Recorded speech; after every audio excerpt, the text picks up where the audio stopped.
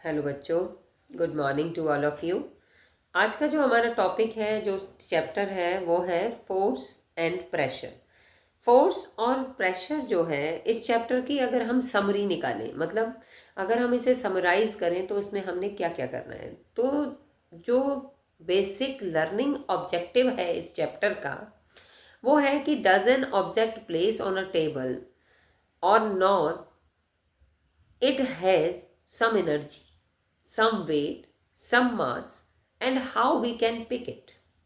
We can pick it by applying force. So, what is force? Force is a push or a pull that is due to an intention. So, what is the concept of force? If we are looking forward, around us, moving a book, place a table, opening a door, lifting a bucket, drawer, what is common in all the situations? When we are moving something, the one thing is common, a push or a pull. And second one, forces are due to infractions. I am using the word infractions. It means if a book is lying on a table, it does not change its position until or unless I'm not applying an external force on it to bring this book near to me. Simple सी बात है, अगर कोई किताब एक table पे पड़ी है तो वो वैसी की वैसी ही पड़ी रहेगी जब तक मैं उसे उठाकर नहीं रखूंगी एक जगह से दूसरी जगह। तो ये क्या है? ये इंटरेक्शन है।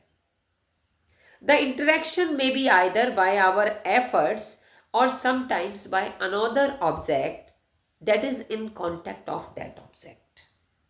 That is the force. Well, what are the effects of force? Force can cause motion in the stationary object. एक बच्चा एक बॉल रखी है, फुटबॉल, आता है, किक मारता है, क्या हुआ?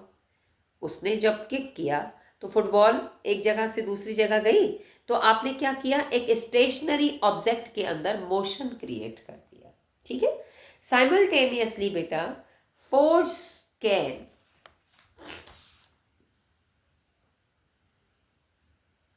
put the object in rest. Moving object को दोबारा से स्टेशनरी बनाने का काम भी कर सकता है। It means it is not necessary that force always makes a stationary object move. It will be possible that force can stop a moving object. एक कार बहुत तेजी से आ रही है, आपने ब्रेक लगाया, क्या हुआ? रुक गई ना। एक बच्चा, एक क्रिकेटर, एक बॉल को बैट से मारता है और दूसरा उसको कैच करता है दोनों हाथों में, क्या करता है? फोर्स से उसको कैच करने का काम करता है। क्या होता है इस in this type of examples? Force stop कर रहा है किसी मूविंग ऑब्जेक्ट को। Force can change the direction of the motion of an object. अचानक से कोई शरारती बच्चा क्लास के अंदर आपके तरफ कोई कागज मारता है, आप ऐसे कर देते हो, क्या होता है? आपने उस कागज का डायरेक्शन चेंज कर दिया ना. Force can change the speed of object. Opposite direction में अगर आप काम करोगे तो आपकी स्पीड कम होगी. समटाइम्स जब हम साइकिल चलाते हैं, when we are riding a bicycle, और रोड के सामने से हवा आ रही है तो हमको चलाने में तकलीफ होती है. वो क्या होता है? उस वक्त आपकी स्पीड को कम करने का काम कर रहा होता है. Force can also change the shape and the size of an object. एक बड़ा सारा बलून है, आप उसको पिचकाओ, देखो वो कितने तरह के शेप्स ले लेता है. आटा, जब आप आटा गूंथते हो, आप पेड़ा बनाते हो, देखो आप उसको फोर्स और प्रेशर के साथ आप क्या करते हो. तो these all are the effects of a force. So what is the unit of force? Force का यूनिट न्यूटन है, NEWTON. फोर्स पर न्यूटन नाम के साइंटिस्ट ने बहुत काम किया, इसलिए फोर्स का यूनिट भी उसके नाम पर रख दिया गया बेटा. The SI unit, SI means standardize unit of force, that is the newton. 1 kilogram force required है to lift an object of 1 kilogram vertically upward. 1 kilogram force उस पर लगेगा, यानी मास पर डिपेंड करता है force. F is equal to m into A. Acceleration पर depend करता है। 1 किलोग्राम फोर्स के लिए लगभग 9.8 न्यूटन, अप्रोक्सीमेटली इतना न्यूटन फोर्स आपको लगाना पड़ेगा। This is all about the force according to your syllabus in 8th class. अब जब रिजल्टेंट फोर्स की बात आती है तो आपको डायरेक्शन देखना पड़ेगा। फोर्स एक वेक्टर क्वांटिटी है, आप डायरेक्शन देखोगे।